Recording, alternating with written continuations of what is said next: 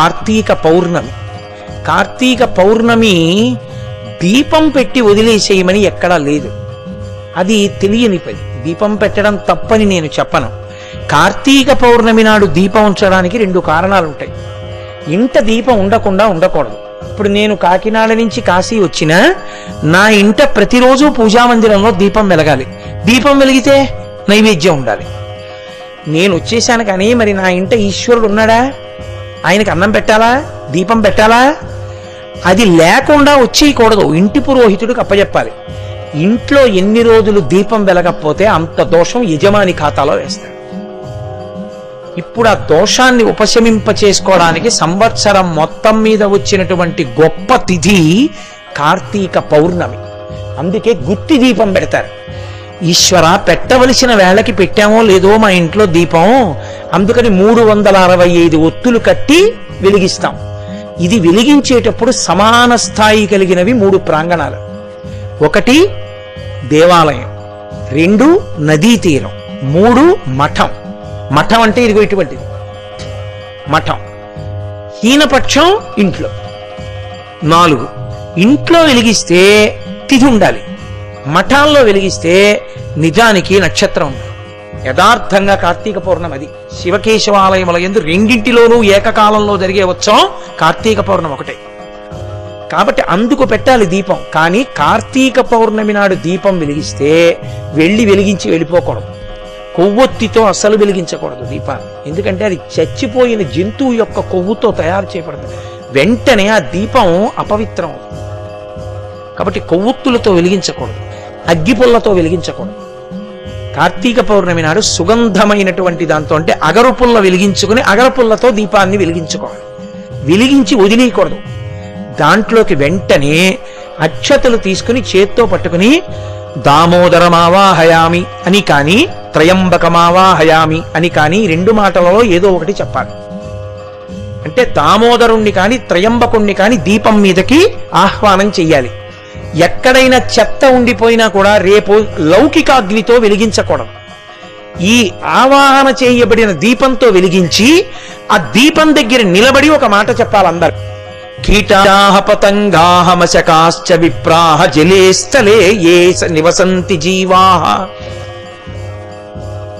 దృష్ట్వా ప్రదీపం న చ జన్మభాగినః భవంతి త్వాం స్వపచాహి విప్రాః. ఈ శ్లోకం చెప్పాలి. కార్తీక దీపం అని ఎందుకంటారంటే కార్తీక మాసంలో మిగిలిన తిథుల్లో పెట్టిన దీపాలు కార్తీక దీపాలు కావు. కార్తీక పౌర్ణమి నాడు వెలిగించిన దీపం కార్తీక దీపం. అందుకే అరుణాచలం కొండ మీద కార్తీక పౌర్ణమి నాడు పెడతారు. ఎందుకంటే దానికి ఒక శక్తి ఉంటుంది. దామోదరుణ్ణి కానీ త్రయంబకుణ్ణి కానీ ఆవాహన చేస్తే దీపం మీదకి చెత్త వెలిగించినా సరే దాంతో కీటాః పతంగాః మశకాశ్చ విప్రాః, ఆఖరికి దోమలు, ఈగలు, పురుగులు, నీళ్లలో ఉండేటటువంటి పురుగులు, అందుకు నదీ తీరంలో పెడతారు. కొన్ని నీళ్లలో ఉండే పురుగులు, చెట్లు కదల్లేవు. చెట్లు వేటి మీదకి వీటి కాంతి పడుతుందో ఆ కాంతి పడినంత మేర కూడా వాటి జన్మ పరంపర పోతుంది, వాటి పాపం పోతుంది. పోయి అవి పరమేశ్వరుడికి దగ్గరైపోయి వచ్చే జన్మలో పరమేశ్వరుణ్ణి చేరిపోవడానికి వీలుగా శాస్త్రాధ్యయనము చేయగలిగిన ఉత్తమ జన్మ కలుగుతుంది. కార్తీక దీపం పెట్టే అధికారం ఒక్క మనుష్యులకు మాత్రమే, మిగిలిన ప్రాణులు పెట్టలేవు. కార్తీక దీపం పెట్టి సమస్త ప్రాణికోటిని ఉద్ధరించాలి. రేపు మనుష్యులు ఉద్ధరించాలంటే దీపం పెట్టి వెళ్ళిపోకూడదు. దీపం పెట్టి అక్షతలు వేసి త్రయంబకమావాహయామి దామోదరమావాహయామి అని ఈ శ్లోకాన్ని చెప్పాలి ఏకకంఠంతో. చెప్పి అప్పుడు జ్వాలాతోరణం చెయ్యాలి. ఇది కార్తీక పౌర్ణమి యొక్క వైభవం. కార్తీక పౌర్ణమి నాడు ఇలా దీపాలు పెట్టుకోవడానికి రేపు మగవాళ్ళు కూడా దీపాలు వెలిగిస్తారు. నాకు శాస్త్రం ప్రధానం. నాకు ఏది ఎలా జరగాలో అలా జరగడాన్ని నేను ఇష్టపడతాను. అందుకే నా వరకు నేను రేపు సాయంకాలం ఇదే చేసుకుంటాను. రేపు ఎవరెవరు ఇక్కడ ఉంటారో వాళ్ళందరితో కూడా నేను ఇది చేయిస్తాను. చక్కగా మగవాళ్ళైతే చొక్కాలు బనీను విప్పి ఓ పంచె కట్టుకోండి, అథవా లుంగి కట్టుకోండి. రేపు మగవాళ్ళు ఆడవాళ్ళు అందరం దీపాలు పెట్టి, అన్ని చోట్ల మనం దీపాలు పెట్టి రేపు దీపాలు వెలిగించి రేపు సాయంకాలం ప్రదోషమునందు వెలిగించాలి. ప్రదోషమునందు వెలిగించి, ఎందుకంటే కీటకములు పైకొచ్చే కాలం అదే. ఉదయకాలమునందు లోపలికి వెళ్ళిపోతాయి. దొంగలు చూడండి రాత్రి పైకి వస్తాయి. నేను కీటాహ పతంగాహ మశకాశ్చ విప్రాహ జలే స్థలే ఏ నివసంతి జీవాహ, అవన్నీ చూడాలి ఆ దీపాన్ని. అలా వీలుగా మనం పెట్టాలి.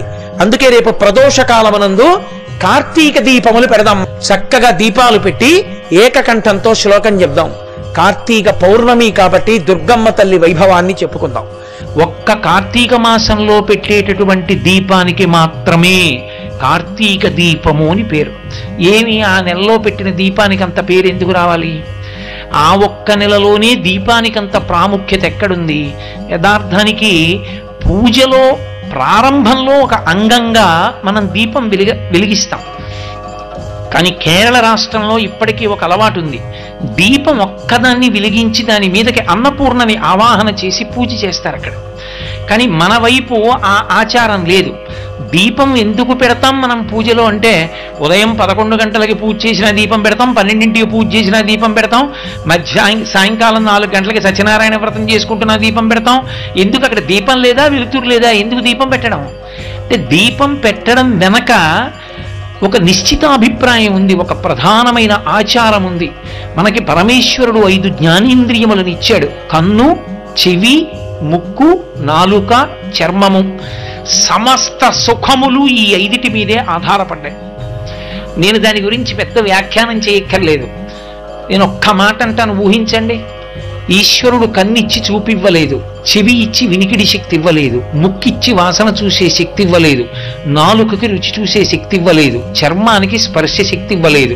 సుఖమన్న మాట మీకేముంది చెప్పండి? సుఖము లేదు, దుఃఖము లేదు. జలపాతం ఉంది, మీరు చూస్తారా? వీణానాదం ఉంది, మీరు వింటారా? రామాయణం ఉంది, చదువుతారా? తిరుపతి లడ్డు ఉంది, మీరు తింటారా? కడుపున పుట్టిన కొడుకున్నాడు, మీరు పుత్రగాత్ర పరిశ్వంగం అనుభవించగలరా? దేవాలయ శిఖరాన్ని చూస్తారా? ఎందుకు ఇంకా మీకు ఏమిటి సుఖం? బ్రహ్మాండమునందున్న ఏ భోగస్థానము మీకు సుఖస్థానము కాదు. సుఖము కానప్పుడు దుఃఖము కాదు. ఇక మనిషి జీవితానికి సుఖము దుఃఖము అన్న 2 మాటలు లేవు. ఏమీ తెలియదు. పరమేశ్వరుడు ఈ 5 ఇంద్రియములనిచ్చి 5 ఇంద్రియములకు శక్తినిచ్చాడు. ఒక్క ఆత్మయే ఒక్కొక్క దాని మీద పడి ఒక్కొక్క శక్తినిస్తుంది. నానా చిత్రఘటోదర స్థిత మహాదీప ప్రభాభాస్వరం జ్ఞానం యస్య చక్షురాధికరణ ద్వారా బహిస్పందతే అంటారు శంకరాచార్యులు వారు దక్షిణామూర్తి స్తోత్రంలో. ఆత్మ కాంతి కంటి మీద పడి చూసే శక్తినిస్తుంది. కన్ను 5 ఇంద్రియములలో నాయకుడు. నయన నాయక. ముందు కన్ను లాగుతుంది, ఇంద్రియాలన్నీ టెడతాయి. కన్ను లేకపోతే 90% సుఖాలన్నీ చచ్చిపోయినట్టు. కన్నుంది కాబట్టే సుఖాలు, చాలా సుఖాలు. అటువంటి కంటిని నాకిచ్చి ఈ కంటితో నా కొడుకుని, నా కూతుర్ని, నా మనవల్ని, నా భార్యని, ఆ చెట్లని, పరమేశ్వర మూర్తిని, రామాయణ గ్రంథాన్ని, శ్లోకాల్ని చూసి పొంగిపోతున్నాను. ఇన్ని చూసి ఎంత పొంగిపోతున్నానో. ఈశ్వర, ఈ కన్ను ఇచ్చావు కాబట్టి నాకు ఇన్నున్నాయి. ఈ కన్నిచ్చిన నీకు కృతజ్ఞత చెప్పడానికి ఆ వెలుతురికి ప్రతీకగా నీ ముందు దీపం ఉంచుతున్నానని దీపం పెడతాను తప్ప కాంతి లేదని దీపం పెట్టుతున్న వాళ్ళం కాదు. ఒక ఆచారాన్ని పాటిస్తున్నామంటే వేదం దాన్ని ఎందుకు పాటించాలో చెప్పింది. అందుకు దీపం. ఆ దీపం పెట్టి పూజ ప్రారంభం చేస్తాం. కానీ కార్తీక మాసంలో పెట్టే దీపం అందుకొరకు కాదు. కార్తీక మాసంలో పెట్టేటటువంటి దీపానికి ఒక్కదానికి ఒక ప్రత్యేకత ఉంది. ఒకటి, ఆంతరమునందు ఉద్దీపనాన్ని పొందుతాడు, బాహ్యమునందు లోకోపకారం చేస్తాడు. ఎందుకని? ఈ ప్రపంచంలో పరమేశ్వరుడు ఒక్కొక్క దానికి ఒక్కొక్క విభూతినిచ్చి నువ్వు మాత్రమే అనుభవించు, ఇతరులకు చెందదు అన్నాడు. అది తానే అనుభవిస్తుంది. కొన్నిటికి పరమేశ్వరుడు విశేషమైన విభూతినిచ్చినా అవి తమకి అనుకూలంగా వాటిని ఉపయోగించుకోవడం కూడా వాటికి చేత కాదు. మీకు నేను ఒక ఉదాహరణ చెప్పాలంటే, భగవంతుడికి పూజ చేశామనుకోండి, ఆయన బడలిపోతాడు. ఆయనకి కూడా అలసట ఉంటుంది. ఇన్ని పువ్వులు మీరు వేశారనుకోండి, వేడిక్కిపోతాడు ఆయన. మల్లెపూల్లో చేయి పెట్టి చూడండి ఎంత వేడిగా ఉంటుందో, చాలా వేడి. ఇంత అగరత్తుల కట్ట వెలిగించి అక్కడ పెడతాడు. పొగ బడలిపోయిన పరమేశ్వరుడికి చామరం వేస్తే ఆయన అమ్మయ్యా అని ప్రశాంతత పొందుతాడు. అందుకే రాజోపచారాల్లో చామరం విజయామి చామరం వేస్తాం. చామరం ఎక్కడిది? చామరీ మృగం యొక్క తోక. ఆ చామరీ మృగం యొక్క తోకలోని వెంట్రుకలను గుదిగుచ్చి చామరంగా వేస్తాం. తన వెంట్రుకలు ఈశ్వరుడి యొక్క ఖేదాన్ని కూడా తగ్గించగలిగినంత గొప్పవని తెలుసుకుని చామరీ మృగం వచ్చి చామరం వేస్తుందా ఈశ్వరుడికి? వెయ్యలేదు. ఒక ఏనుగు దంతం చాలా అందంగా ఉంటుంది, కానీ ఏనుగుకి తెలుసా నాకు దంతం ఉంది, అది అంత అందంగా ఉంటుంది, నేను ఈ దంతంతో బొమ్మలు చేయించుకోవచ్చు అని తెలుసా? తెలియదు. ఒక చేప ఒక్కటే నీళ్లలో ఈదగలదు, కన్ను ముయ్యకుండా నీటిలో ఈదగలిగిన శక్తి నాకే ఉంది అని చేప మురిసిపోగలదా? మురిసిపోలేదు. నీటిలో ఉన్న చేప భూమి మీద ఉండలేదు, భూమి మీద ఉండే ప్రాణి నీటిలో పడి బ్రతకలేదు. కానీ ఒక్క మనిషి మాత్రం చామరీ మృగం వెంట్రుకలు తెచ్చి ఈశ్వరుడికి చామరం వేసి పుణ్యం పొందుతాడు. గడ్డి తిని పాలిచ్చే ఆవు పాలు తెచ్చి అభిషేకం చేసి ఇహమునందు పరమునందు కూడా సౌఖ్యాన్ని పొందుతాడు. ఎక్కడో నీటిలో తిరుగుతున్న చేపని పట్టుకుని తెచ్చి తాను తింటాడు. ఎక్కడో పక్షులు ఎగరవలసిన ఆకాశంలో తాను విమానం ఎక్కి ఆకాశంలో ఎగురుతున్నాడు. ఈ భూమి మీద వేగంగా వెళ్ళడానికి వీలైనటువంటి సాధనములనెక్కి తాను వెడుతున్నాడు. సింహాలు పెద్ద పులులు స్వేచ్ఛగా తిరుగుతుంటే తాను నిర్భయంగా ఉండడానికి బలిష్టమైన ఇనపబూచలతో కూడుకున్న వాహనం ఎక్కి స్వేచ్ఛగా విహరిస్తున్నటువంటి వాటిని అరణ్యంలో చూస్తున్నాడు. దేని విభూతిని అదే అనుభవిస్తుంది ప్రపంచంలో. అన్నిటి విభూతిని తానవిగా అనుభవించగలిగిన వాడు మనుష్యుడు ఒక్కడే. ఆ శక్తి ఈశ్వరుడు ఒక్క మనుష్యునకే ఇచ్చాడు, ఇంకెవ్వరికీ ఇవ్వలేదు. అన్నిటినీ నీవిగా అనుభవించగలవు. ఒక కుక్క ఉంది, రాత్రి తెలివిగా ఉండి ఎవరింట్లోకి అనుమానాస్పదంగా ఎవరు విడుతున్నా అరుస్తుంది కుక్క. దానికి విభూతి ఉందని తెలిసి నీ ఇంటికి తెచ్చి ఒక కుక్కని రాత్రి విడిచిపెట్టుకుని నిన్ను నువ్వు రక్షించుకుంటున్నావు పడుకొని. కానీ నీ దగ్గర బలవంతంగా గుప్పెడన్నం మాత్రం కుక్క తినలేదు. నీ గడప దాటి లోపలికి వస్తే కొడతావు. కుక్క శక్తిని నువ్వు వాడుకుంటావు. నెమలి అది పురినిప్పి ఆడితే ఎంతో సంతోషంగా ఉంటుంది. గబగబా కెమెరాలు పెట్టి ఫోటోలు తీసుకుని చూసి ఆనందిస్తారు. ఒక్కసారి మీకు ప్రవచనం వచ్చు కదా, ఓ శ్లోకం చెప్పండి అని నెమలి నన్ను అడగలేదు. నేను సమస్త భూతముల యొక్క విభూతిని నేను అనుభవిస్తాను, కానీ నాకున్న విభూతిని ఆ ప్రాణులు మాత్రం అనుభవిస్తాయని నమ్మకం ఏం లేదు. ఇన్ని ప్రాణుల యొక్క అనుగ్రహాన్ని నువ్వు పొందుతున్నావు. అందుకే అవి ఇంకా కొన్ని కోట్ల జన్మలెత్తితే తప్ప పొందలేని మనుష్య శరీరాన్ని నువ్వు పొంది ఉన్నావు కాబట్టి నువ్వు ఇప్పుడు వాటికి ఉపకారం చెయ్యాలి. ఆ ఉపకారం చేసి సమస్త భూతములను తరింప చెయ్యగలిగిన శక్తి మనుష్య ప్రాణికి అనుగ్రహింపబడిన కాలం కార్తీక మాసం. అందుకే సూర్య భగవానుడు దూరంగా ఉంటాడు, వేడి తగ్గి ఉంటుంది. వేడి తగ్గి ఉన్న కారణం చేత చలికి చాలా జీవులు శరీరాలు విడిచిపెడతాయి. చలికి శరీరాలు విడిచిపెట్టకుండా నువ్వుల నూనెతో ఆవు నేతితో దీపం పెడతారు. ఈ రెండిటితోనే ఎందుకు పెట్టాలి? కార్తీక సోమవారం అండి, కార్తీక సోమవారం అండి అంటూ ఉంటారు. కార్తీక సోమవారం అండి, కార్తీక సోమవారం అండి అనడానికి కారణం ఏమిటంటే చంద్రుడు మొట్టమొదటి హోరలో ఉన్నటువంటి రోజున ప్రారంభమయ్యేటటువంటి రోజుకి సోమవారం అని పేరు. మనకి ఎప్పుడూ కూడా ఒక రోజులో 8 హోరలు 3 పర్యాయాలు తిరుగుతాయి. 3 8 24. మొట్టమొదటి హోర, అన్నిటికన్నా ప్రారంభంలో ఉండేటటువంటి హోర సూర్యహోర, తర్వాత వచ్చేటటువంటిది శుక్రహోర, అలా తర్వాత వచ్చేటటువంటిది బుధహోర, తర్వాత వచ్చేటటువంటిది చంద్రహోర, తర్వాత శనిహోర, తర్వాత గురుహోర, తర్వాత కుజహోర. 7 హోరలు. అందుకే ఆ హోరలే 3 8 24 పూర్తి మళ్ళీ 25వ హోర వచ్చేటప్పటికి ఆ హోరతో ప్రారంభం అవుతుంది కాబట్టి ఆ పేరు. సోమవారం ఉందనుకోండి చంద్రహోరతో మొదలవుతుంది, చంద్రహోరతో మొదలవుతుంది కాబట్టి సోమవారము అని పిలుస్తాం దాన్ని. ఆదివారం ఉందనుకోండి సూర్యహోరతో ప్రారంభం అవుతుంది, సూర్యహోరతో ప్రారంభం అవుతుంది కాబట్టి ఆ హోర ఆదివారము భానువారము అని పిలుస్తాం. ఈ 8 3 8 24గా తిరిగి పూర్తయిపోతుంటాయి. అటువంటి రోజుల్లో సోమవారం నాడు చంద్రుడు మనఃకారకుడు, చంద్రమా మనసోజాతః అని పిలుస్తాం. మనకి వేదాంత శాస్త్రంలో ఒక మాట చెప్తారు, హృదయ స్పందనమే మనుష్య ప్రాణి యొక్క జీవనం. గుండె ఎంతసేపు కొట్టుకుంటూ ఉంటుందో అంతసేపు బ్రతికున్నాడంటారు.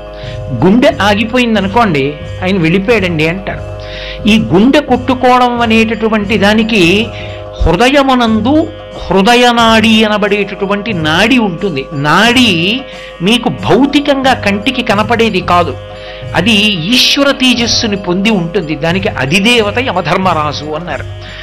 ఆయన అనుగ్రహం అయిపోగానే హృదయనాడి మూసుకుపోతుంది. యమదంష్ట్ర బయటికి వచ్చిన కారణం చేత ఆ కాలంలో హృదయనాడి మూసే అధికారాన్ని ఎక్కువగా ఉంటుంది. యమధర్మరాజు గారు దేనికి ప్రీతి పొందుతాడంటే, నువ్వుల నూనె వలన నువ్వుల నూనెలో వెలుగుతున్న దీపపు ఒత్తి మించి వచ్చేటటువంటి పొగ వాసన చూస్తే హృదయ నాడి బలిష్టమవుతుంది.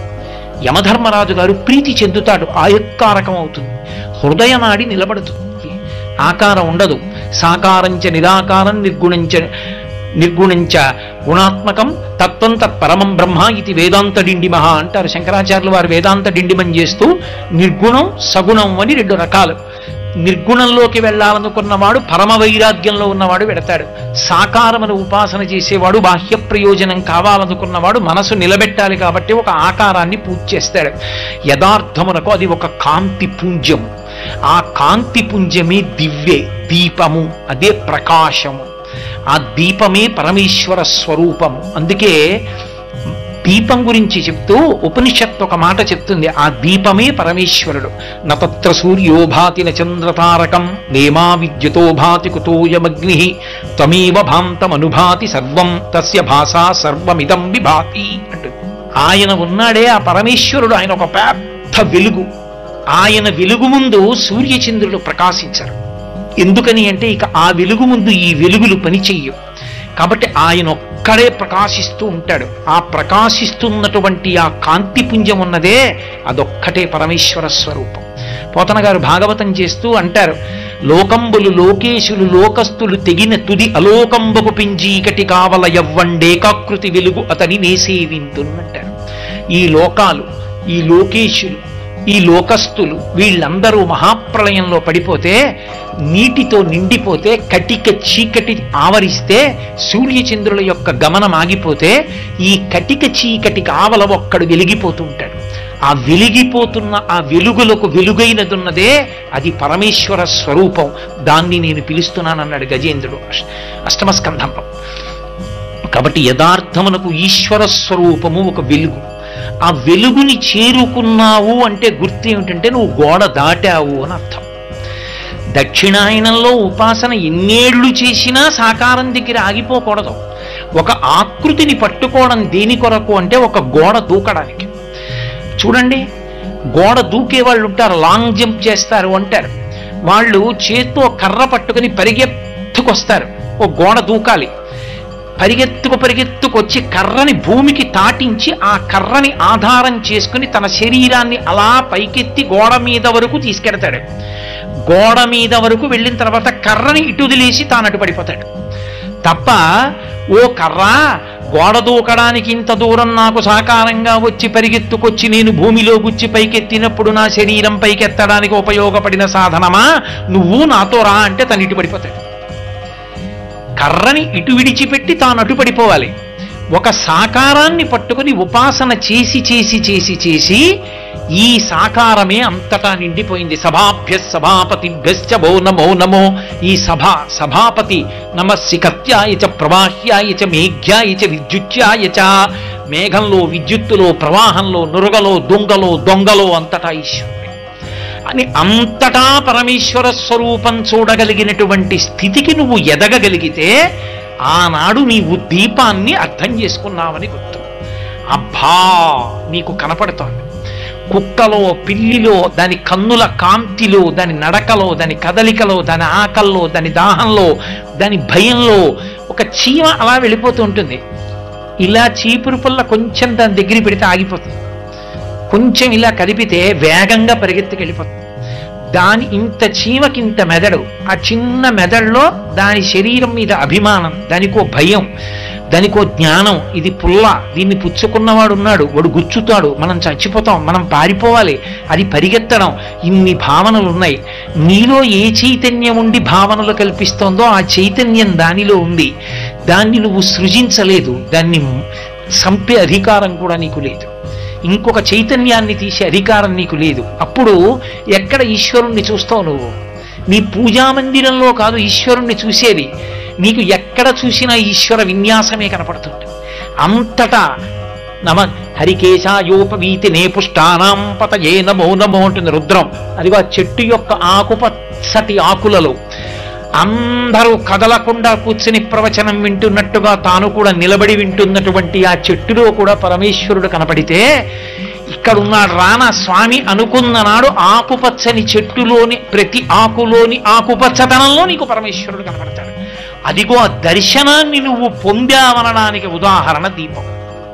ఆ కాంతి అది నీకిక్కడ అంకురించిందని గుర్తు నీకు అంతటా కనపడుతోంది.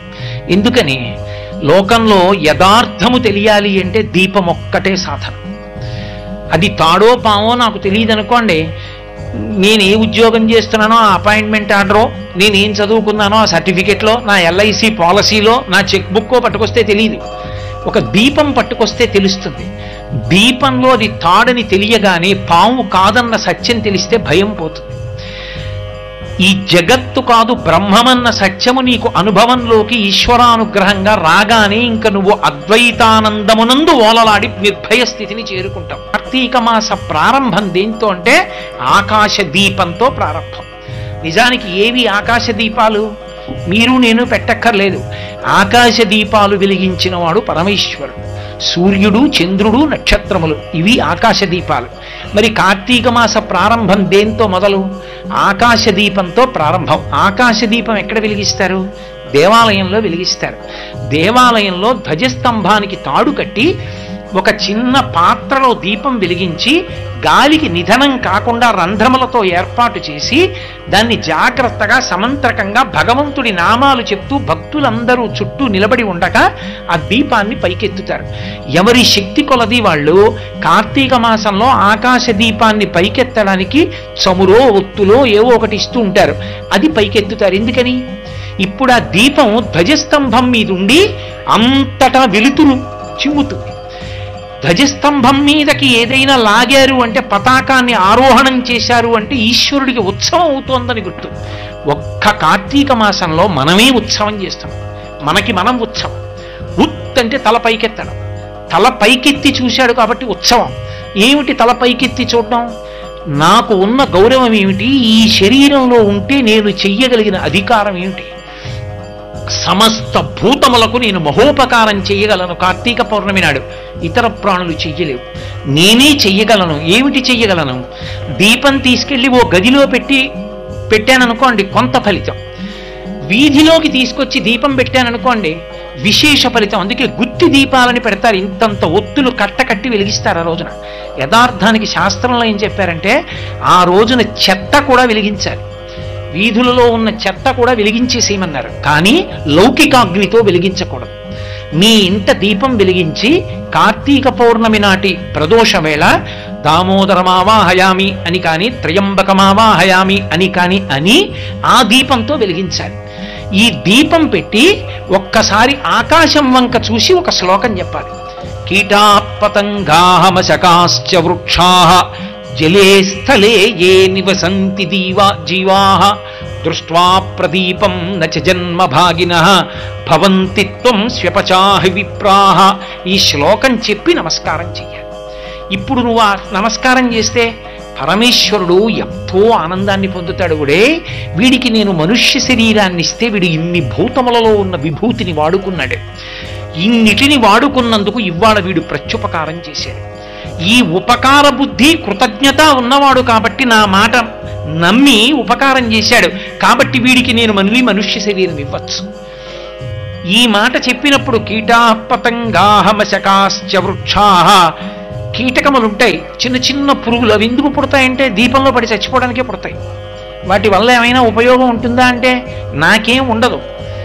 బొల్లులకు ఉంటుంది, బొల్లులు తింటాయి వాటిని, ఇతర భూతములకు ఆహారం అయిపోతాయి. అథవా వాటి ఆయుర్దాయం అంతా దేనివల్ల నశించిపోతుందంటే దీపం వల్ల నశించిపోతుంది. ఆ దీపం యొక్క జ్యోతి మీదకి వచ్చి పడిపోయి అవి కింద పడిపోయి రెక్కలు ఊడిపోతాయి వాటికి. అటువంటి దీపపు పురుగులు దీపం మీద పడి కాలిపోవడం చచ్చిపోవడమే తప్ప అభ్యున్నతి పొందింది లేదు. ఆ దీప వైభవం వాటికి తెలిస్తే కదా. పైగా అవి దీపంలో ఎక్కువగా పడిపోతే దీపం నిధనమైన పాపం వస్తుంది వాడికి తప్ప అవి దీపం వల్ల ప్రయోజనం పొందలేదు. కానీ ఇవాళ నేను ఈశ్వర ఒక సంకల్పం చెప్తున్నాను, ఈ దీపము కాదు, ఇది త్రయంబకుడు, ఇది దామోదరుడు. కాబట్టి దీని వలన మొదటి ఫలితం ఎవరికి వెళ్ళాలంటే కీటాహ పతంగాహ మశకాశ్చ, చ అంటే కూడా కీటకములు, పతంగాహ పురుగులు, మశకాశ్చ దోమలు, వృక్షాహ అవి ఎంతో ఉపకారం చేస్తాయి.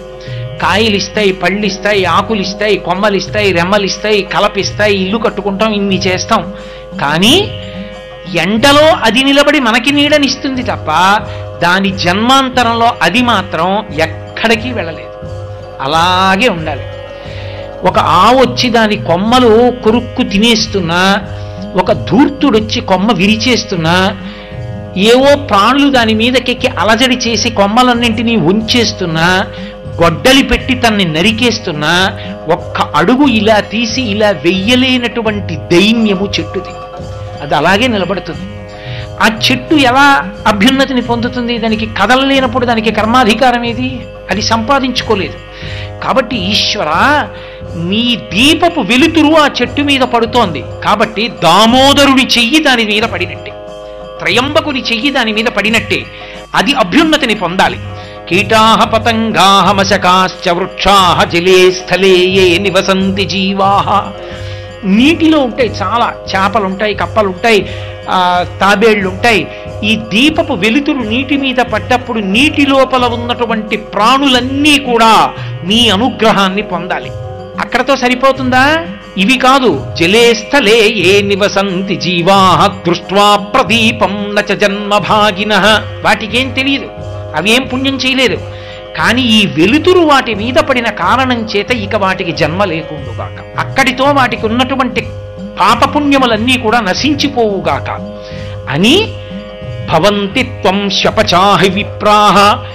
అసలు వేదం మీద నమ్మకం లేకుండా కేవలము పాపకర్మాచరణము మాత్రమే చేస్తూ ఈ లోకంలో తిరుగుతూ కేవలము ఉదర పోషణార్థమే బ్రతుకుతున్నటువంటి భయంకరమైన స్థితిలో ఉండిపోయిన వాడి మీద ఈ దీపము యొక్క కాంతి ప్రసరించిన కారణము చేత వాడు కూడా వచ్చే జన్మలో వేదము యొక్క ప్రమాణమును తెలుసుకున్నవాడై స్వరంతో వేదం చదువుకుని వేదాన్ని ప్రచారం చేసి వేదమును అడ్డుపెట్టి లోకోద్ధరణ చెయ్యగలిగినటువంటి నిస్వార్థపూరితమైనటువంటి లోకోపకారి అయిన బ్రాహ్మణుడిగా జన్మించి అభ్యున్నతిని పొందుగాక.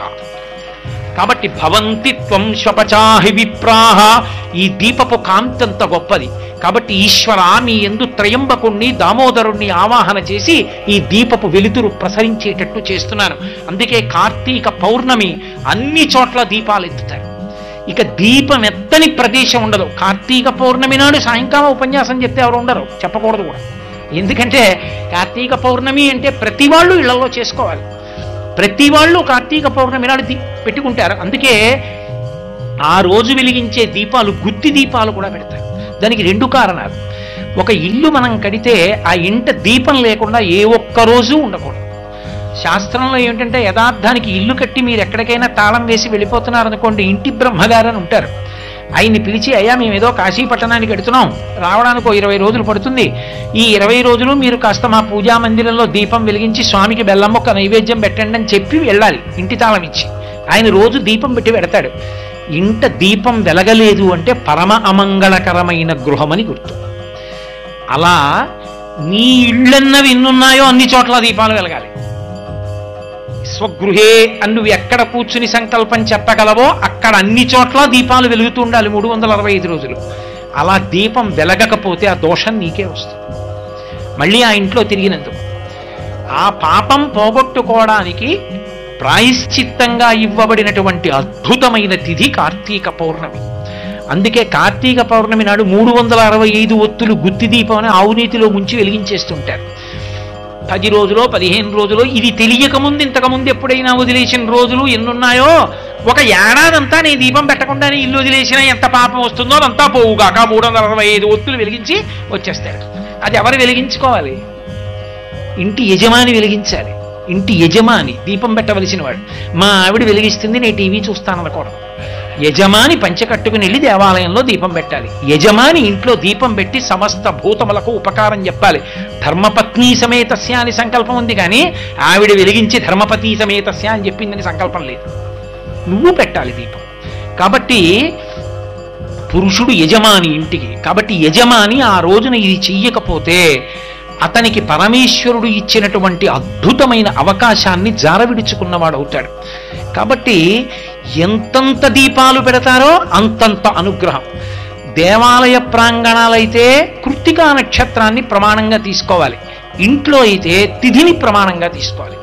ఇంట కార్తీక దీపం పెడితే కార్తీక పౌర్ణమి తిథి ప్రధానం, దేవాలయంలో పెడితే కృత్తికా నక్షత్రం ప్రధానం. అందుకే ఇప్పటికీ అరుణాచలంలో కృత్తికా నక్షత్రం నాడు జ్యోతి వెలిగిస్తారు. అరుణాచలంలో వెలిగేటటువంటి ఆ కృత్తికా దీపోత్సవము అని ఆ దీపం చూడ్డానికి కొన్ని లక్షల మంది వెళ్ళిపోతారు. ఆ రోజున అసలు గిరి ప్రదక్షిణం చేయడానికి అవకాశం ఏమి ఉండదు. మొత్తం జనంతో నిండిపోతుంది కొండ చుట్టూ. ఆ వెలుగుతున్న దీపాన్ని ఒక్కదాన్నే చూస్తారు, చూసి నమస్కారం చేస్తారు. భగవాన్ రమణులంతటి వారు కూడా అసుర సంధ్య వేళ అయ్యేటప్పటికి వచ్చేసి ఆ చెక్క సోఫాలో పడుకుని అరుణాచలం కొండ మీద వెలిగే దీపం కోసం ఎదురు చూస్తుండేవారు. ఆయనే పెద్ద జ్యోతిస్వరూపుడు. అయినా సరే ఆ జ్యోతిని చూడటానికి ఆయన వచ్చి అక్కడ నిలబడి ఆ జ్యోతిని చూసి నమస్కరిస్తూ ఉండేవారు. భారతదేశం మొత్తం మీద కృత్తికా దీపోత్సవము అంటే అంత గొప్ప దీపోత్సవానికి ప్రసిద్ధి. అరుణాచలం కొండయే అగ్నిలింగం కాబట్టి అక్కడ కొండ మీద వెలిగించేటటువంటి దీపానికి మాత్రం అంత ప్రఖ్యాతి. అందుకే కార్తీక పౌర్ణమి నాడు వెలిగించేటటువంటి దీపం కనుక కార్తీక దీపం కేవలం మన కొరకే కాకుండా మనం చేసిన దుష్కృత్యములను పోగొట్టి, మన పాపములను పోగొట్టి, అంతర్తిమిరాన్ని పోగొట్టి, బాహ్యమునందు తిమిరాన్ని పోగొట్టి, లోకోపకారం చేసి సమస్త జీవులను ఉద్ధరించగలిగిన దీపం ఆ దీపం కాబట్టి ఆశ్వీజ మాసం చివర వచ్చిన తిథి నాడు వెలిగించే దీపంతో మొదలుపెట్టి కార్తీక పౌర్ణమి నాటి దీపానికి అంత గొప్పతనం ఇచ్చారు. ఈ దీపాలు వెళ్ళిపోవాలి. ఈ దీపాలు వెళ్ళిపోవడం అంటే నీటిలోకి తీసుకెళ్లి దీపాలు అరటి దొప్పల్లో పెట్టి విడిచిపెడతారు. విడిచిపెడితే నీటిని ఆధారం చేసుకుని ఆ దీపం వెళ్ళిపోతుంటుంది. దీపం విడిచిపెట్టానండి అంటారు. ఈ దీపం వెళ్ళి ఎక్కడో ఇంకో దీపాన్ని కలుసుకుంటుంది. అలా వెడుతూ వెడుతూ అది నిధనం అయిపోతుంది ఆ నీటిలోనే. ఆ గంగ ఒడ్డును నిలబడి చూస్తుంటే అసుర సంధ్య వేళ అయ్యేటప్పటికి నిజంగా ఆ దీపాలన్నీ నదిలో వెళ్ళిపోతుంటే చూడ్డానికి మహాముచ్చటగా ఉంటుంది. దానికి అసలైన తాత్వికమైన అవగాహన ఏమిటంటే, కుంతీదేవి భాగవతంలో అడుగుతుంది కృష్ణ పరమాత్మతోటి, యాదవులందు నాకు బంధువులందు మోహవిచ్ఛేదము చేయుమయ్య, ఘనసింధువు చేరిడి గంగభంగి నీపాద సరోజ చింతనముపై అనిశము మదీయ వృత్తి మదీయ బుద్ధి అచ్చాదర వృత్తితో గదియగనట్లు చేయగదయ్య ఈశ్వర అని అడుగుతుంది. ఓ కృష్ణ, యాదవులందు పాండు సుతులందు నాకు మోహవిచ్ఛేదము చేయుమయ్యా. ఎన్ని శరీరాలు తీసుకున్నాను, ఈ లోపల ఉన్న దీపం ఉందే, దీపం ఉండగా ఇల్లు చక్క పెట్టుకో అంటారు. ఈ లోపల జ్యోతి వెలుగుతున్నప్పుడే ఈ శరీరంతో నువ్వు ఏదైనా చెయ్యాలి. ఒక్కసారి ఆ జ్యోతి వెళ్ళిపోయిందా ఇక శరీరంతో చేసేదేమి ఉండదు. ఆ శరీరమే అగ్ని యందు సంస్కరింపబడుతుంది. దీనితో ఉన్నప్పుడే నువ్వు ఒక కార్తీక పౌర్ణమి దీపం పెట్టడం, దీంతో ఉన్నప్పుడే నువ్వు కీటా పతంగాహ మశకాశ్చ వృక్షాహ శ్లోకం చెప్పడం, దీంతో ఉంటేనే నువ్వు ఎవరికైనా ఉపకారం చేయడం, దీంతో ఉంటేనే నువ్వు నదీ స్నానం చేయడం, దీంతో ఉంటేనే నువ్వు భగవన్నామం చెప్పడం. ఇందులోంచి బయటికి వెళ్ళావా 84 లక్షల జీవరాశులలో 83,99,999 జీవులకు లేనటువంటి ఏకైక అధికారము నీకు పోతుంది. ఏమిటి దీనికి ఉన్న అధికారం? ఏమి చేసినా చేయకపోయినా శ్రీరామ రామ రామేతి రమే రామే మనోరమే సహస్రనామ తత్తుల్యం రామనామ వరాననే అనగలది. ఇది శ్రీరామ శ్రీరామ శ్రీరామ అనగలదు. రామ రామ రామ అంటే పాప ప్రక్షాళనమవుతుంది. అటువంటి నామమును చెప్పగలిగిన ఏకైక ప్రాణి ఈ శరీరం. ఒక్కసారి ఈ శరీరం పోయిందా ఇక నువ్వు చెప్పలేవు. ఈశ్వర, ఇంత గొప్ప జ్యోతి లోపల వెలుగుతూ ఇంత గొప్ప అధికారం ఈ శరీరం పొంది ఉంటే నేను విపరీతమైన భ్రాంతితో కొడుకని, కోడలని, కూతురని, అల్లుడని, బంధువులని వాళ్ళ యందు మమకారం పెట్టు కూర్చున్నాను. ఆయుర్దాయమా అయిపోతోంది, కార్తీక మాసమా, ఏడాదికి ఒక్కసారి వస్తుంది.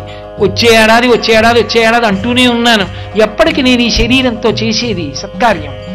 కాబట్టి కాలం అయిపోతోంది.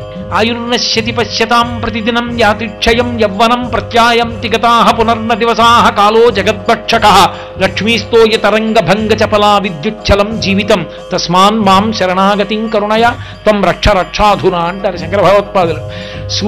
సూర్యాస్తమయాల్లో చంద్రాస్తమయాల్లో పరమేశ్వరుడు ఆయుర్దాయాలు గ్రసించేస్తున్నాడు. అయిపోతోంది కాలం. కాబట్టి ఇప్పటికైనా నాకు ఒక అనుగ్రహాన్ని. అయిపోయిందిగా, పెళ్లి చేసుకున్నావు, కొడుకు పుట్టాడు, పెళ్లి చేసేసావు, కోడలు వచ్చేసింది, కూతుర్ని కన్నావు, కన్యాదానం చేసేసావు, అల్లుడు వచ్చేసాడు, వాళ్ళకి మనవలు పుట్టేశారు, వీడికి మనవలు పుట్టేశాడు. ఇంకా నిన్నెవరు, నీకెందుకు బాలసారి పీటల మీద వాళ్ళు కూర్చుని పెట్టుకుంటారు పేరు. నిన్ను అడిగితే చెప్పు పేరు. నీ పేరు పెట్టుకోలేదని ఎందుకు గుండెలు బాదుకుంటావు? నీ తల్లి తండ్రి పెట్టిన పేరుకి నువ్వు సార్థకత తెచ్చుకో చాలు. ఇక వాడి పిల్లాన్ని స్కూల్లో వేసుకోవడం అవి వాడికి తెలుసు. రఘువంశంలో దిలీప మహారాజు గారు భోజనం చేస్తున్నాడు భార్యతో. రఘుమహారాజు గారు అలా వెళ్ళిపోతూ గట్టిగా పిలిచాడు ఎవరు. అకస్మాత్తుగా కబళాన్ని అలా పెట్టి చూశాడు. ఆయన గుండెల మీద వెంట్రుకలు కనబడ్డాయి రఘుమహారాజుకి. ఆయన అన్నాడు, వీడి గుండెల మీద వెంట్రుకలు వచ్చాయి, వీడి కంఠస్వరం పురుషస్వరంతో బాగా కరుకు తేలింది. ఇక నేను అక్కర్లేదు, యవరాజ్య పట్టాభిషేకం చేసి మనం వానప్రస్థానికి వెళ్ళిపోదాం అన్నాడు భార్యతో. నువ్వు పోనీ వానప్రస్థానికి వెళ్ళిపోక్కర్లేదు, వాళ్ళ సంగతి వాళ్ళు చూసుకోగలరని ఇంకా తెలుసుకుంటే చాలు. తెలుసుకుని అంటే నేను మీతో చెప్పట్లేదు, మీరందరూ ప్రాజ్ఞులు, నా కోసం నేను చెప్పుకోవడం అంతే అనుకుని చాలు. ఇంకా ఎన్నాళ్ళు పెట్టుకుంటాం ఈ పిచ్చి అని పాండవులందు యాదవులందు పాండు సుతులందు నాకు మోహవిచ్ఛేదము చేయుమయ్యా. ఇంకా వాడు ఉద్ధరిస్తాడు, వాడు గోదానం చేయడం ఏమిటి, నేను ఎప్పుడు చేసుకుంటాను? నీ చెయ్యొద్దు గోదానం. అందుకని నేను చేసుకోవాలన్న తాపత్రయం నాకు రావాలి. నాకు మోహవిచ్ఛేదము చేయుమయ్యా, ఘనసింధువు చేరిడి గంగభంగి నీ పాద సరోజ చింతనముపై మదీయ వృత్తి అచ్చాదర వృత్తితో గదియగనట్లు చేయగదయ్య ఈశ్వరా. నా మనస్సు ఎప్పుడూ నిన్నే ఆలోచిస్తూ నీ గురించే స్మరిస్తూ ఇంక నీ యందు నా భావనలు ఐక్యమయ్యేటట్టుగా నన్ను అనుగ్రహించవయ్యా. ఇవే పట్టుకు తిరుగుతోంది అంటుంది. గంగని ఆధారం చేసుకుని గంగ సముద్రంలో కలిసిపోయేటప్పుడు ఆ దీపాన్ని కూడా తీసుకెళ్ళిపోయినట్టు భావనామాత్ర సంతుష్టాయై నమో నమః అయిన లలితాపరా భట్టారికా స్వరూపమనందు నీ మనసు లయమైతే భగవంతుని గురించే చింతన చేయడం వల్ల ఆ భగవంతుడే నిన్ను భగవంతునిలోకి తీసుకుంటాడన్న తాత్వికమైన భావమునందు నువ్వు పూనిక దాల్చి నిలబడడం, నది యందు దీపాన్ని విడిచిపెట్టి చూస్తూ నిల్చోడు. ఆ ప్రయాణం నీకు కావాలి. తజ్జలాన్నని పేరు ఈశ్వరుడికి, నీటికి ఈశ్వరుడని పేరు. లింగపురాణంలో సంజీవనం సమస్తస్య జగత సలిలాత్మిక భవ ఇత్యుచ్యతే మూర్తిర్భవస్య పరమాత్మనః అంటారు. నీరుగా పరమశివుడున్నాడు అని. కాబట్టి ఆ నీటిని ఆశ్రయించి దీపం వెడుతోంది. అంటే భగవంతుణ్ణి ఆశ్రయించి సంకల్పాలు వెడుతున్నాయి. సంకల్పములు ఊపిరి మీద ఆధారపడతాయి. ఆ ఊపిరి తీసి విడిచిపెడుతుంటే సంకల్పములు నడుస్తూ ఉంటాయి, మనసు కదులుతుంది. ఈ కదలికలు పరమేశ్వరుణ్ణి పట్టుకున్నాయి. ఈ పరమేశ్వరుణ్ణి పట్టుకుని మనసు ఊపిరిలు వెడుతున్నాయి, దీపం రెపరెపలాడుతూ. ఎక్కడో ఆ ఊపిరి ఆగిపోతుంది. ఆ ఆగిపోయినప్పటి ఆఖరి సంకల్పం కూడా ఆయన గురించి. అప్పుడు ఆయన యందే ఐక్యమవుతాడు. వెళ్ళి వెళ్ళి వెళ్ళి వెళ్ళి వెడుతున్నటువంటి దీపం అరటి దొప్ప మీద ప్రయాణం చేస్తుంటే దానిలో ఉన్న ఆవు నెయ్యంతా ఆవిరైపోయింది. అది ఆ అరటి దొప్ప మీదే నిధనం అయిపోయింది. కొంత ఒత్తిడికి తిరగబడి ఆ గంగలోనే కలిసిపోయింది. గంగలో ఉన్న చేపే మింగేసింది, గంగలోనే ఉండిపోయింది. గంగని ఆధారం చేసుకుని బయలుదేరి గంగలో కలిసిపోయిన దీపంలా నిన్ను ఆధారం చేసుకుని నీ గురించి చేసినటువంటి స్మరణల చేత నేను నీ యందు ఐక్యమగుదునుగాక, పునరావృత్తిరహిత శాశ్వత శివ సాయుధ్య స్థితిని పొందుదునుగాక అన్న పూనికని పెంచుకోవడం నీటిలో దీపాన్ని విడిచిపెట్టడం. అందుకొరకు అరటి దొప్ప మీద విడిచిపెడతారు. ఎందుకని? మళ్ళీ జలభూతమునకు ఇబ్బంది కలగకూడదు. మనం చేసేటటువంటి పనులు ఇతర ప్రాణులకు హాని కలిగించేవి కాకూడదు. అరటి దొప్ప లాంటివి నీటి యందు నానిపోయి లోపలికి వెళ్ళిపోయినా జలచరములు తినగలుగుతాయి. అంతేకాని నేను పెట్టుకున్న దీపం నీటి మీద బాగా తేలాలని నీటి యందు కరగని పదార్థాన్ని మీరు వినియోగించారనుకోండి, అవి నీటి యందు ఉండేటటువంటి భూతములకు మళ్ళీ మీరు అపకారం చేసిన వారు అవుతారు. అప్పుడు మనుష్య ప్రాణికి చెయ్యవలసినటువంటి కర్తవ్యమునందు దోషం వస్తుంది. కాబట్టి అరటి దొప్పలో దీపం పెట్టి విడిచిపెట్టండి అన్నారు పెద్దవాళ్ళు. కార్తీక దీపము అన్నదొక్కటే అంత ప్రాశస్త్యం వహించింది. అందుకే కార్తీక మాసంలో దీపం వెలిగిస్తే చాలు. దీపం వెలిగించండి అన్నప్పుడు దీపం వెలిగించాలి తప్ప పట్టుకెళ్ళి కర్పూరపు బిళ్ళలు దేవాలయంలో ఎక్కడ పడితే అక్కడ వెలిగించేసి ఆ జ్వాల రేగిపోతుంటే ఎవరి చీరకో అంటుకుంటుంటే వీడి నేను దీపం పెట్టి పుణ్యం మూట కట్టుకున్నానని నమస్కారాలు చేయడం అవి దోషభూయిష్టమైనటువంటి పనులు.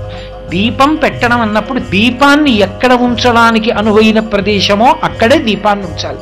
నాకు చాలా బాధాకరంగా ఎక్కడ అనిపిస్తుందంటే కార్తీక మాసంలో మీరు ఏ శివాలయానికి వెళ్ళండి, భక్తి ఎక్కువైపోయి నందీశ్వరుడి వెనక భాగంలో పెడతారు. నిన్ను కూర్చోబెట్టి పెడితే దీపం కూర్చోగలవా? ఆయనేమో ప్రకృతి వంక తిరగకుండా ఎప్పుడూ పరమశివుణ్ణి చూస్తుంటాడా? ఆయన తేరగా దొరికాడా? నీకు ఆయన అండముల కింద తీసుకెళ్లి దీపాలు పెడతావా? ఎంత దోషం! ఇంకోడొచ్చి ఎలా దర్శనం చేసుకుంటాడు? అక్కడ ఇబ్బంది కాదు.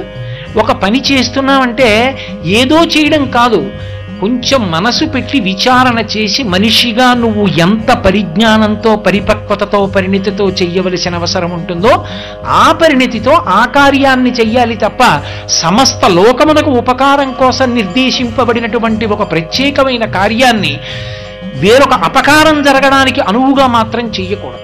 దక్షిణాయనంలో కార్తీక మాసానికి ఉన్నంత వైభవం బహుశః ఇంకా ఏ మాసమునకు కూడా కనపడదు. అంత గొప్ప మాసం. ఈ మాసంలో దీపమునకు ఎనలేని ప్రఖ్యాతి. నిజానికి పరమాత్మ యొక్క స్వరూపమేమి అంటే ఆయన యొక్క స్వరూపము జ్యోతిస్వరూపం. అందుకే మీరు గమనించండి, పరమాత్మ ఎప్పుడు వచ్చినా కటిక చీకట్లో వస్తాడు.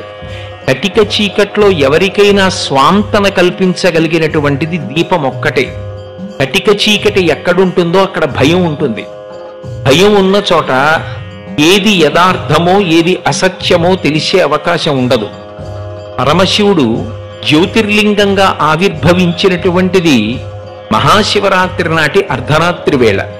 అది జ్యోతిస్వరూపంగా వచ్చింది. ఆ పాతాళ నభస్థలంత భువన బ్రహ్మాండమావిస్ఫుర జ్యోతిస్ఫాటికలింగమౌళి విలసత్పూర్ణేందు వంతామృతై అస్తూకప్లుతమేకమీశమనిశం రుద్రానువాకాన్ జపం ధ్యాయేత్పిప్సిత సిద్ధయే ధ్రువపదం విప్రోభిషించేచ్చివం బ్రహ్మాండ వ్యాప్త దేహాభసిత హిమరుచాభాసమానాభుజంగైః కంఠే కాలాః కపర్దాః కలిత శశికళశ్చండ కోదండహస్తాః త్రిక్షా రుద్రాక్షమాలా సులలిత వపుషః సంభవా మూర్తిభేదాః రుద్రాశ్రీ రుద్రసూక్త ప్రకటిత విభవాన ప్రయచ్చస్తు సౌఖ్యం అంటారు. పాతాళం కన్నా కింద నుంచి ఆ పైన ఎంతవరకు ఉందో తెలియనంత పై వరకు లింగము జ్యోతిర్లింగముగా ఆవిర్భవించింది. ఎప్పుడు? అర్ధరాత్రి వేళ ఆవిర్భవించింది. ఖచ్చితంగా దానికి 6 నెలలు ముందుకు రండి. శ్రావణ మాసం చీకటికి పెట్టింది పేరు. ఎందుకని అంటే వర్ష ఋతువైన కారణం చేత నల్లని మబ్బులు కిందకి దిగిపోయి ఉంటాయి. అంత కటిక చీకటితో కూడుకున్నటువంటి శ్రావణ మాసం ఒక్క మనకే కాదు, రాత్రి పితృదేవతలకు రాత్రి, దేవతలకు రాత్రి, దక్షిణాయనం కాబట్టి ఇంతమందికి రాత్రి. అటువంటి కటిక చీకట్లో అర్ధరాత్రి వేళ శ్రీకృష్ణ పరమాత్మ ఆవిర్భవించాడు. జలధరదేహు నాజాను చతుర్బాహు సరసీరుహక్షు విశాలవక్షు జారు గదా శంఖచక్ర పద్మ విలాసు కంఠ కౌస్తుభమణి కాంతిభాసు అని ఆయన అర్ధరాత్రి వేళ కాంతి పుంజంగా అవతరించాడు. ఆయన శ్రావణ మాసంలో పుడితే అక్కడి నుంచి 6 నెలలు లెక్క పెట్టండి. శ్రావణము, భాద్రపదము, ఆశ్వీజము, కార్తీకము, మార్గశీర్షము, పుష్యము, మాఘము. మళ్ళీ మాఘమాసంలో అర్ధరాత్రి వేళ మహాశివరాత్రి నాడు జ్యోతిర్లింగంగా శంకరుడు వస్తాడు. నిజానికి ఈ జ్యోతి ఎవరు అంటే పరమేశ్వరుడే, భగవంతుడే. అందుకే పోతన గారు భాగవతం చేస్తూ స్త్రీ పురుష నపుంసక మూర్తియును కాక తిర్యత్ కమర నరాది మూర్తియును కాక కర్మ గుణభేద సదసత్ప్రకాశి కాక వెనుకనన్నియుతానగు విభుతలంతు అంటారు. పరమేశ్వరుడు అంటే కాంతి స్వరూపుడు. అందుకే పూజంతా పూర్తయిపోయిన తర్వాత నిజంగా ఎదురుగుండా పెట్టుకున్నటువంటి మూర్తి ఒక్కటేనా భగవంతుడు? కాదు. నాణ్యపంధాయనాయ విద్యతే. ఆయన్ని తెలుసుకునే మార్గము యథార్థమునకు ఇది కాదు. మరి ఎక్కడ తెలుసుకుంటావు? అంతర్ముఖ సమారాధ్య బహిర్ముఖ సుదుర్లభ. బయట వెతికితే దొరికేవాడు భగవంతుడు కాడు, లోపలికి విడితే కనపడతాడు. ఎక్కడ కనపడతాడు? నివార సూకవత్తన్వి పీతాభాస్వత్యనూపమా అని మంత్రపుష్పంలో చెప్తున్నాను. తెల్లవారితే వడ్డు గింజని తీసుకొచ్చి చర్మం మీద పెట్టి గీరితే మొన ఎంత గీరుతుందో అంత మొన అంత కాంతి రూపంతో సర్వ ప్రాణుల యొక్క హృదయస్థానమునందు భగవంతుడు ప్రకాశిస్తున్నాడు. అందుకని యథార్థమునకు దీపం ఎవరు అంటే పరమేశ్వరుడే. ఆ జ్యోతి పరమేశ్వర స్వరూపం. అందుకే మీరు ఏ సహస్రనామం చూడండి, పరంజ్యోతి అన్న నామం భగవంతుడికి కనపడుతుంది. కేరళ రాష్ట్రంలో అయితే దీపంలోకి అమ్మవారిని ఆవాహన చేసి పూజనంతటినీ దీపానికే చేస్తారు. అటువంటి దీపం శ్రద్ధకి సాధనకి పర్యాయ పదం. మీరు అందుకే చూడండి, సాధనమున పనులు సమకూరు ధరలోన అంటారు. సాధన చేత లోకంలో సాధించలేనటువంటి విషయం ఉండదు. చెయ్యగా చెయ్యగా చెయ్యగా చెయ్యగా ఎంత కష్టమైనటువంటి విద్య అయినా అలవాటవుతుంది. అందుకే మొట్టమొదట్లో ఏదైనా ఒక పని నేర్చుకునేటప్పుడు కష్టం అనిపిస్తుందేమో కానీ అదే పనిని చెయ్యగా చెయ్యగా చెయ్యగా అది అలవాటు పడుతుంది. ఆ సాధనకు పరాకాష్ఠ ఎక్కడ చెప్తారు అంటే నృత్యమునందు చెప్తారు. అసలు నృత్యంలో ఒక్కొక్క భంగిమ పట్టడం అంత కష్టం. ఆంగికము అంటే శరీరమునందుండేటటువంటి అవయవములు కదలాలి. లాస్యము పక్కన పాడుతున్న పాటకి అనుగుణంగా భావ ప్రకటనము ముఖంలో జరగాలి. మీరు ఆ పాటకి అభినయం చూస్తున్నప్పుడు మీకు నర్తకి కనపడకూడదు. ఆ నర్తన చేస్తున్నటువంటి వారిలో ఎవరు పాడుతున్నారో, దేని గురించి పాడుతున్నారో వారు కనపడాలి.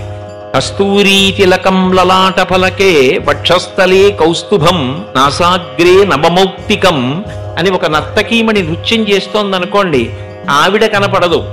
ఆవిడ చేస్తున్న నృత్యంలో కృష్ణుడు కనపడతాడు. ఆ కృష్ణుడు కనపడేటట్టుగా ఆమె లాస్యమును ప్రకటిస్తూ శరీరము యొక్క అవయవములను ఒక పద్ధతిలో కదుపుతుంది. ఒక నటరాజ భంగిమ అకస్మాత్తుగా వేగంలో కాలెత్తి నిలబడాలంటే అంత తేలిక కాదు. ఎంతో సాధన చెయ్యాలి. అలా సాధన చెయ్యగా చెయ్యగా చెయ్యగా కూచిపూడి సంప్రదాయంలో పరాకాష్ఠ ఎప్పుడు అంటే తల మీద కలశ పెట్టుకుని, కలశ మీద దీపం పెట్టుకుని, రెండు చేతులలో దీపాలు ఉంచుకొని పళ్ళెం మీద రెండు కాళ్ళు పెట్టి నర్తన చేస్తారు.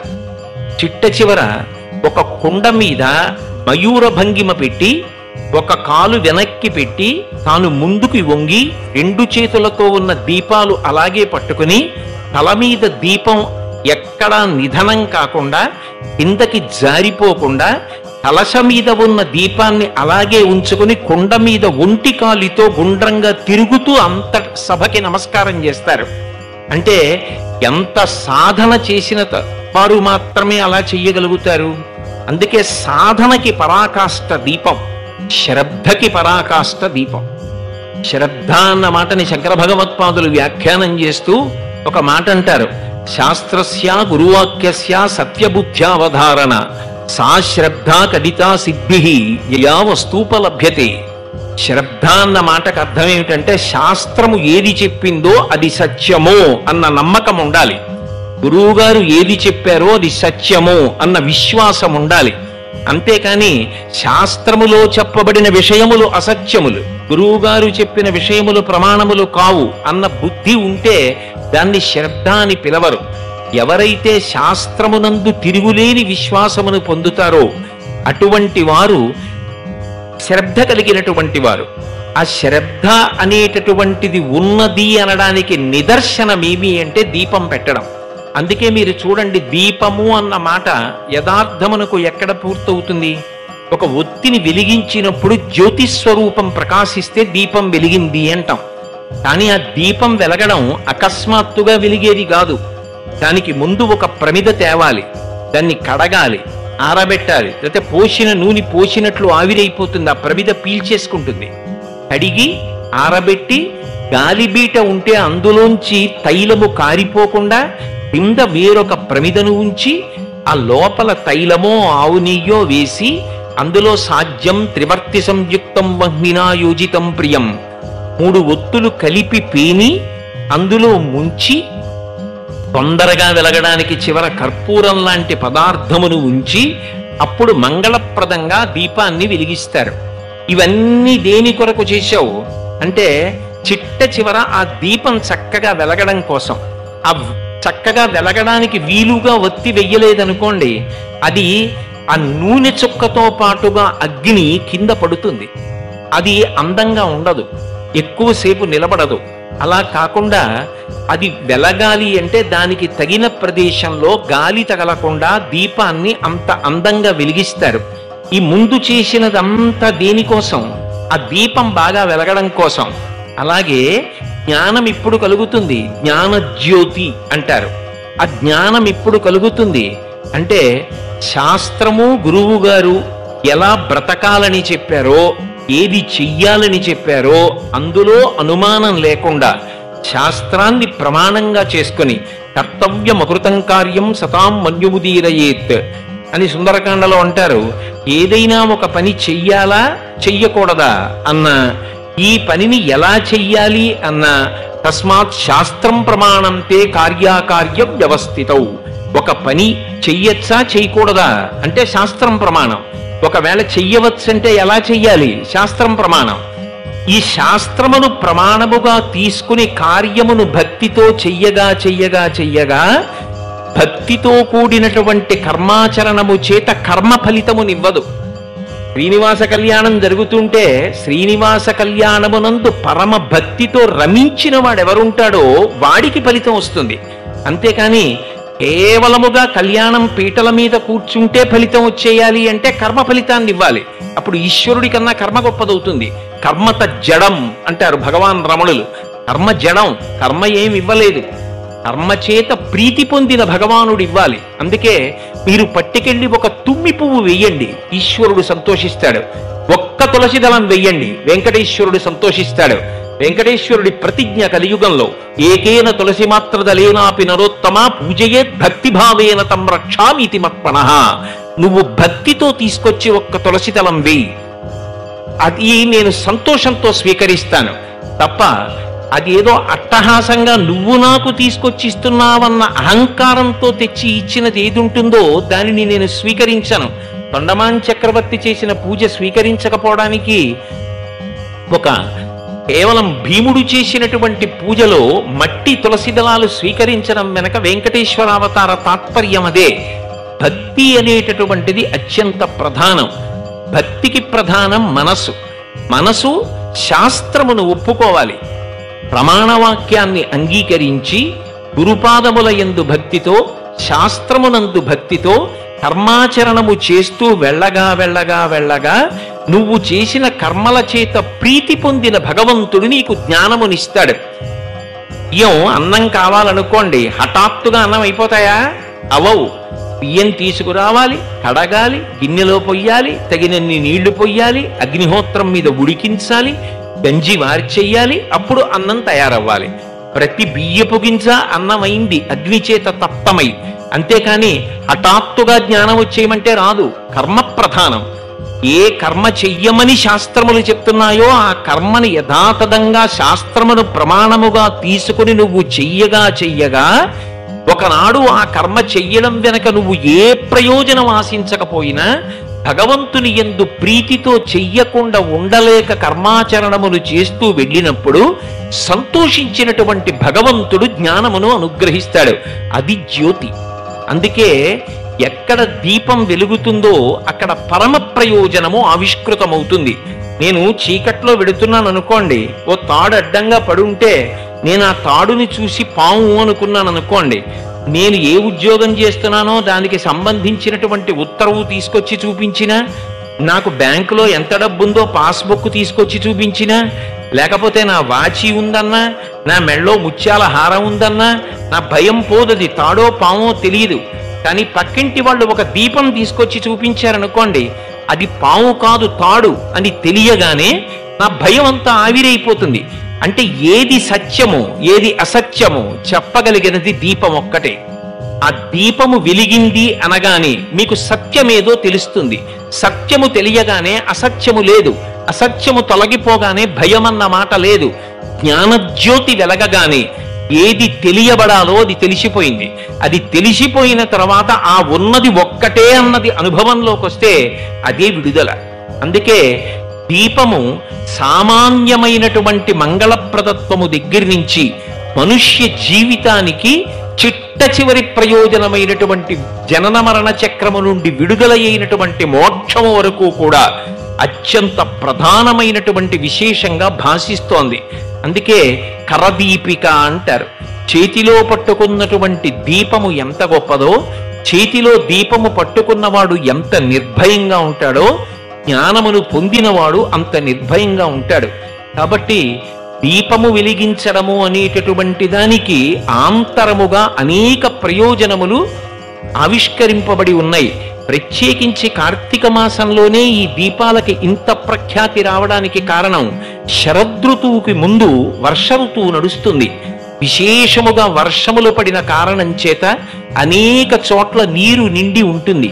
ఆ నిలబడిపోయినటువంటి నీటిలోంచి పంట కోత కోసేసిన తరువాత ప్రమాదకరమైనటువంటి క్రిమికీటకాదులు వాతావరణమునందు ప్రవేశించి అవి ఇళ్లల్లోకి వచ్చి జనాన్ని కుడితే అనేక రకములైనటువంటి వ్యాధులు ప్రబలుతాయి. అందుకే దేవీ భాగవతంలో వ్యాస భగవానుడు ఒక మాట అంటాడు, ద్వావృతూ యమదంస్ట్రాఖ్యే నూనం సర్వజనీషు వైహి అంటాడు. వసంత నవరాత్రులు శారదా నవరాత్రుల యందు యమదంస్ట్ర బయటికి వస్తుంది అని. ఈ కాలమునందు మంగళప్రదమైనటువంటి దీపముంచినటువంటి కారణం చేత వాతావరణమునందు వేడి పెరగడం ఒక ప్రత్యేకమైన ప్రయోజనమైతే, ఆ దీపాల చేత ఆకర్షింపబడి దానిలోకి వచ్చి అనేకమైనటువంటి కీటకములు మరణిస్తే ఏ ప్రాణులు క్షేమంగా ఉండవలసిన అవసరం ఉంటుందో ఆ ప్రాణులన్నీ రక్షింపబడతాయి. అందుకే సామాజికమైనటువంటి ప్రయోజనాన్ని దృష్టిలో పెట్టుకుని ఈ దీపాలను వెలిగిస్తారు. అందుకే దీపం ఎక్కడ వెలిగించాలి అన్నది కూడా ధర్మసింధు లాంటి గ్రంథాలు వివరణ చేసేయి. గోశాల ప్రాంగణమునందు, దేవాలయమునందు, మఠ ప్రాంగణమునందు, రాసవీధి, ఉద్యానవనము, భక్తులందరూ కలుసుకుని వెలిగించేటటువంటి ఇటువంటి బహిరంగ ప్రదేశాలు ఇవన్నీ కూడా దీపం వెలిగించడానికి చాలా చాలా యోగ్యమైనటువంటి ప్రదేశములు. ఇంతమంది భాగవతుల్ని ఒక్క చోట చూడడమే మహాదృష్టం. అసలు దీపాన్ని దర్శనం చేయడమే పరమ మంగళప్రదం. అటువంటిది కొంతసేపు అయిన తరువాత మీరు వెలిగించేటటువంటి ఆ అనంతమైనటువంటి దీపముల వంక ఒక్కసారి చూడడము అంటే అంతకన్నా పుణ్యప్రదమైనటువంటి విశేషం లోకంలో ఇంకొకటి ఉంటుంది. కాబట్టి ఆ దీపము వెలిగించడం, దీపాన్ని దర్శనం చేయడం కూడా అంత గొప్ప విశేషాలు. అవకాశం ఉన్న వాళ్ళందరూ గంగా స్నానం చెయ్యండి, పౌర్ణమి కాబట్టి. కనీసం మీ గోత్రనామాలు చెప్పుకుని ధర్మార్థ కామ మోక్ష చతుర్విధ పురుషార్థ ఫల సిద్ధ్యర్థం ఉమామహేశ్వర పాదార విందేనా నిరంతర భక్తి సిద్ధ్యర్థం గంగా స్నానమహం కరిష్యే అని ఒక్క మాట మీ పక్కన ఉన్న వాళ్ళు ఎవరైనా చెప్పగలిగిన సమర్థులు ఉంటారు, వాళ్ళతో చెప్పించుకుని ములగండి. పోని అది కూడా రాకపోతే మీ గోత్రం నామని చెప్పుకుని